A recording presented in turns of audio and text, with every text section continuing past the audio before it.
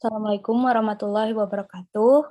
Kami dari kelompok 4 akan menjelaskan tentang material alami hayati bambu, yaitu bambu puluh, bambu wulung, dan bambu manggong. Pertama akan dijelaskan oleh Reni. Ya, terima kasih Hanan. Memiliki ukuran batang yang kecil dan ramping, tinggi batang bisa mencapai 10 meter, berhijau muda hingga tua, dan memiliki garis tengah batang sekitar 1-3 cm. Selanjutnya akan dijelaskan oleh Elva. Ya, terima kasih Hanan. Di sini saya akan menjelaskan tentang nama Latin dan asal daerah dari bambu wuluh. Bambu wuluh atau bambu tamiang bernama Latin Schizotacum blunei. Nes, bambu yang tingginya mencapai 10 meter dan garis tengahnya 2-4 cm. Berwarna hijau tua, berasal dari Indonesia, menyebar ke semenanjung Malaysia, Kamboja, dan Vietnam. Bambu wuluh tumbuh di Jawa, Nusa Tenggara Timur, Sumatera, Kalimantan, Sulawesi, dan Maluku.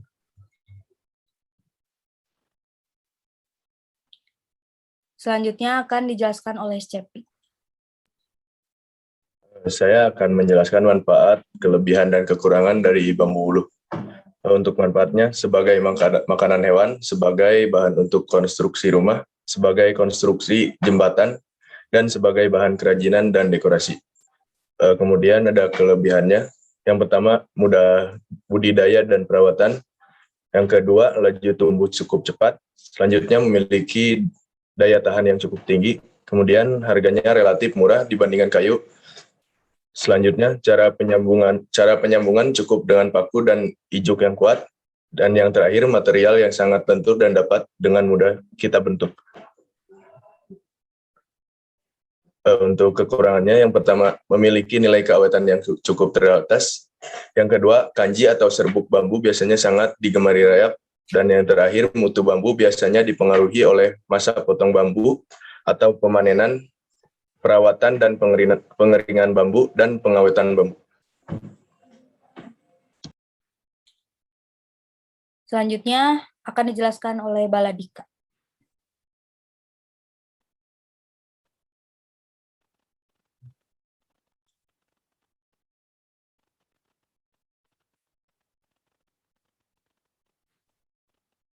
Nggak ada suaranya.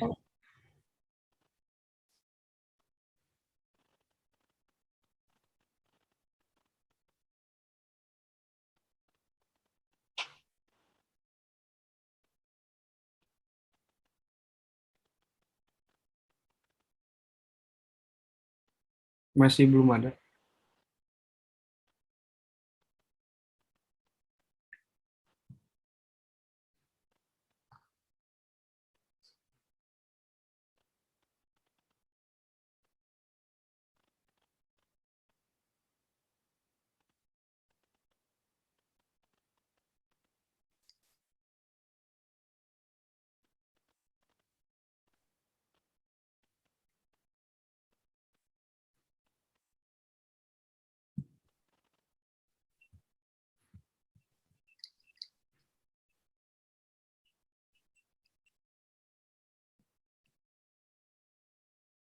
Halo. Nah, ada. Kedengeran? Ada. Udah kedengeran? Ada.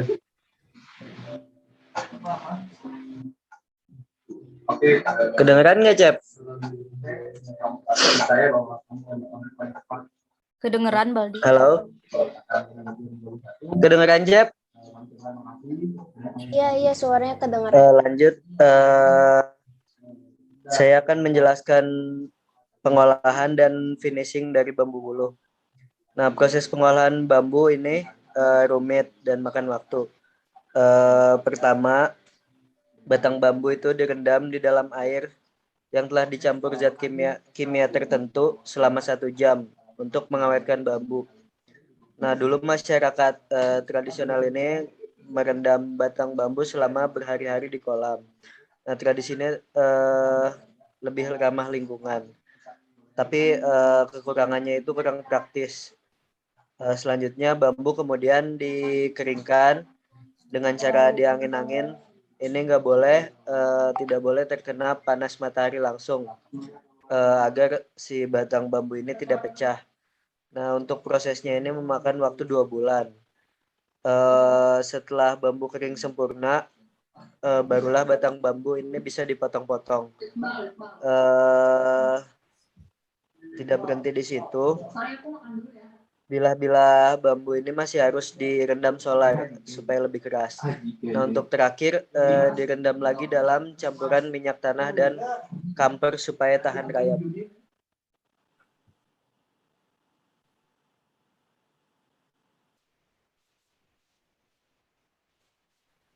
Nah, agar efisien, pengolahan bambu dilakukan sekaligus dalam jumlah banyak.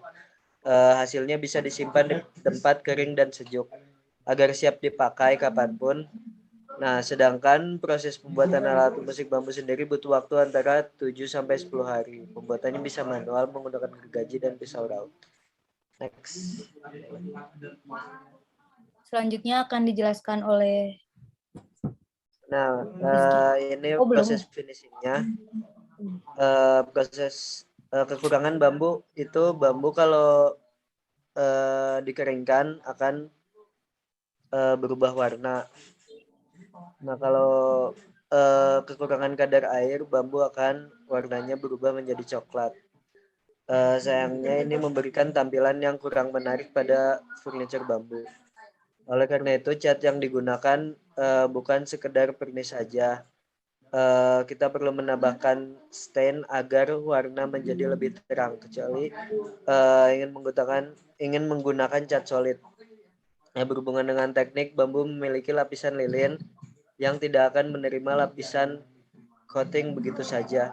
Lapisan lilin ini juga nggak akan hilang bahkan setelah sudah selesai dikeringkan. Maka dari itu perlu proses pengamplasan yang tepat untuk menghilangkan lapisan ini. Nah, jika ingin mengecat bambu, sebaiknya perhatikan teknik-teknik mengamplas yang benar. Apa saja jenis amplas yang digunakan serta alat bantu lainnya yang membuat lilin pada bambu ini lama-kelamaan menghilang. Sekian dari saya kembalikan ke Hanan. Selanjutnya akan dijelaskan oleh Rizky. Hasil produk bambu wuluh antara lain yang dapat dilihat di sebelah kiri pot tanaman dengan warna natural yang mencolok, yakni hijau maupun kuning. Bambu dapat memberikan sensasi warna kontras terhadap warna-warni tanaman yang ada di dalamnya. Selanjutnya ada talang air. Bentuk bambu yang menyerupai talang membuat mampu mewadahi dengan baik. Meski jarang digunakan pemanfaatan kerajinan ini, namun kekurangannya adalah sangat mudah untuk tergerus air atau mudah bubuk karena bahannya natural. Untuk Selanjutnya menjelaskan bambu wulung oleh Alvin.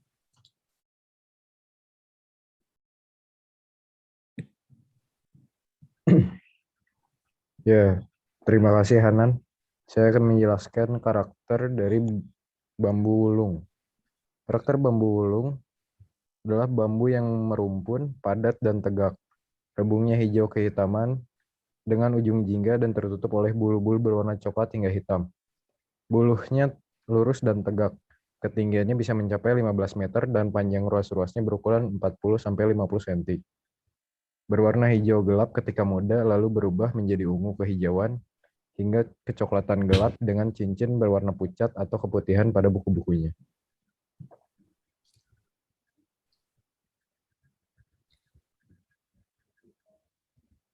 Selanjutnya akan dijelaskan oleh Kemala.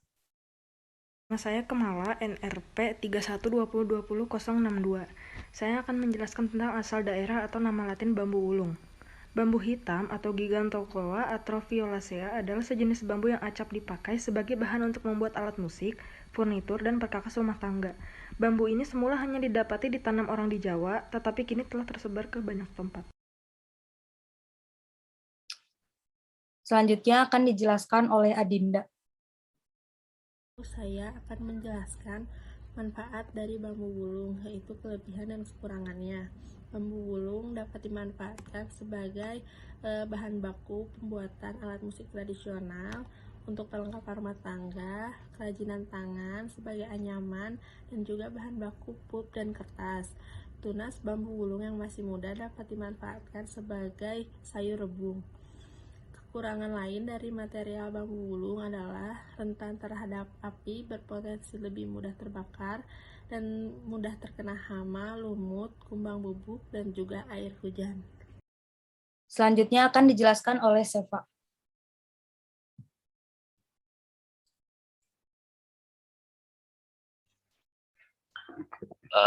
Untuk hasil produk yang dihasilkan dari bambu wulung itu sendiri, yang pertama mebel.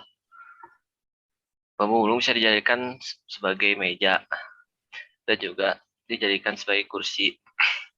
Kemudian selain mebel, bambu wulung juga bisa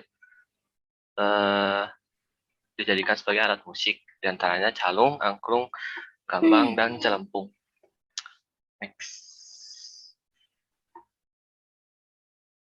Untuk proses pengolahan dan finishingnya itu yang pertama, tentunya pemilihan dari bahan itu sendiri harus diperhatikan dari memilah pohon bambu hitam atau burung memilih pohon bambu yang akan digunakan tentunya tidak sembarangan. Memiliki kriteria memang memenuhi syarat untuk syarat dijadikan bahan kerajinan dari bambu hitam ini. Kemudian yang kedua ada proses pembuatan. Proses pembuatan dari bambu hitam ini,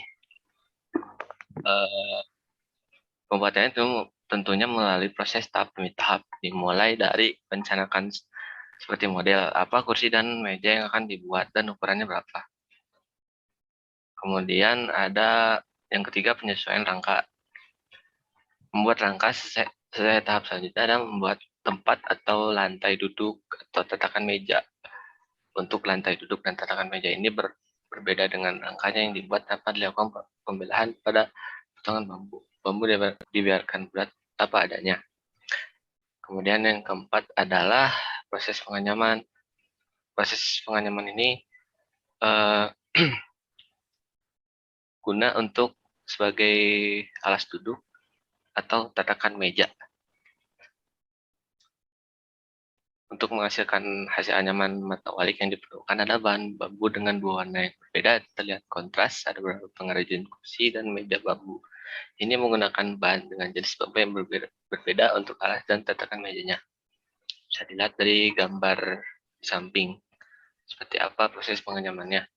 Nah, kemudian yang terakhir adalah finishing, yaitu dengan memoles bagian dari bambu itu, mempercantik tampilan dari mebel, seperti memberikan kesan mengkilap atau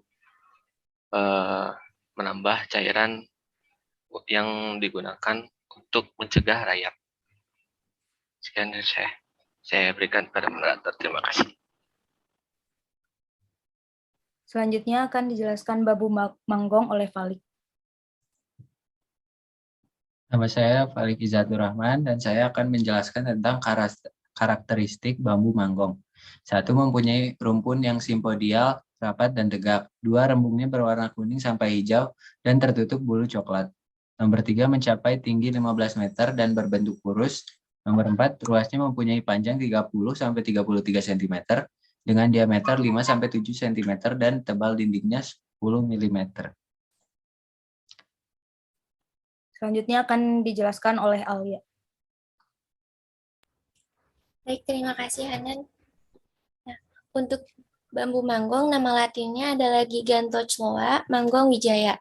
Untuk penyebarannya sendiri, di Jawa hanya ditemukan di Taman Nasional Marobetiri, Jawa Timur, dan telah ditanam di Kebun Raya Purwodadi, Lawang, Jawa Timur. Ditanam di seluruh Jawa, tetapi tumbuh meliar juga di Taman Nasional Alas Purwo dan Taman Nasional Marobetiri. Untuk habitatnya, bambu ini tumbuh di daerah tropis yang kering dan di dataran rendah. Tumbuh juga di daerah tropis yang lembab dan juga di daerah yang kering. Sekian dari saya kembalikan kepada Hanan. Selanjutnya akan dijelaskan oleh saya sendiri. Saya akan menjelaskan manfaat bambu manggong. Manfaat bambu manggong terhadap masyarakat sebagai bahan bangunan, furnitur, dan perusahaan bambu sebagai bahan baku sumpit, tusuk gigi, dan tusuk sate. Batang bambu manggong bisa untuk bahan bangunan rumah, juga sebagai bahan baku kerajinan tangan. Batang bambu dapat sebagai media fermentasi nutrisi kesehatan dan pakan ternak yang terkenal dengan nutrisi bambu. Lalu bambu manggong juga memiliki kekurangan, yaitu bambu manggong termasuk ke dalam daftar 200 jenis tumbuhan langka dan populasinya diperkirakan mengalami tekanan atau terancam punah karena pemanfaatan bambu manggong oleh masyarakat secara terus-menerus tidak diimbangi dengan upaya pelestarian dan pengembangan. Belum adanya upaya pengembangan dan pelestarian bambu manggong disebabkan karena minimnya informasi mengenai potensi dan karakteristik pertumbuhan bambu tersebut. Next. Selanjutnya akan dijelaskan oleh Nadia. Untuk pengolahan dan jenis produk yang dipasarkan oleh bambu manggong. Yang pertama, tanah tempat tumbuh bambu bisa dijadikan pupuk atau media tanam apapun. Karena komposisi tanah di sekitar tumbuhnya pohon bambu memiliki unsur dan kandungan nitrogen yang sangat lengkap. Yang kedua, akarnya bisa dipergunakan sebagai sumber isolat dalam pembuatan PGTR.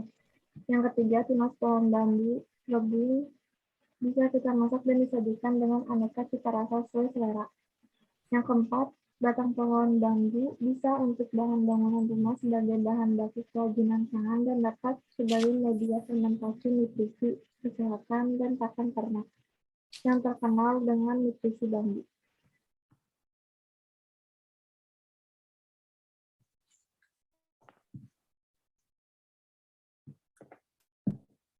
Sekian saja yang bisa kami sampaikan dari kelompok 4 tentang bambu uluh, bambu ulung, dan bambu manggong.